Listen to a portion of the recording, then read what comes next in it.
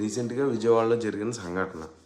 ఒక కుర్రోడిని స్టేషన్ తీసుకెళ్ళి 2 వారాలైనా వాళ్ళ తల్లికి ఎక్కడున్నాడో చెప్పట్లేదు. పోలీసు వాళ్ళని అడిగితే ఒక సీఐ గారి దగ్గరికి వెళ్ళి వాళ్ళ అమ్మగారు అడిగితే ఏమని చెప్పారంటే నీ కుర్రోడు మీ అబ్బాయి ఫోటోకి దండేసుకో అని చెప్పారు.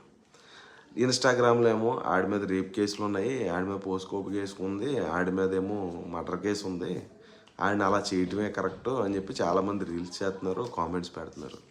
అదే మనకొస్తే సిచ్యువేషను, మనమే ఓ పోలీసోడికి బైక్ మీద వెళ్తా ర్యాష్గా పోలీసోడికి సమాధానం చెప్పాం.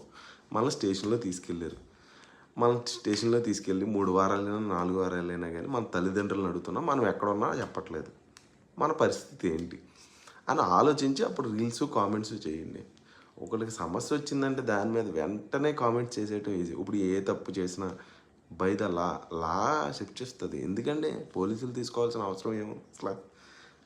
పబ్లిక్ కూడా అసలు ఎలా మాట్లాడుతున్నారంటే రీల్స్ చేసే వాళ్ళకి వాళ్ళ బుద్ధి ఉండాలి, కామెంట్స్ పెట్టే వాళ్ళకి కామన్ సెన్స్తో ఆలోచించండి. ఒకవేళ మిమ్మల్నే తీసుకెళ్ళారు 3 వారాల వరకు మీరు ఏమైపోయారో కూడా మీ తల్లిదండ్రులకు కూడా తెలియదు.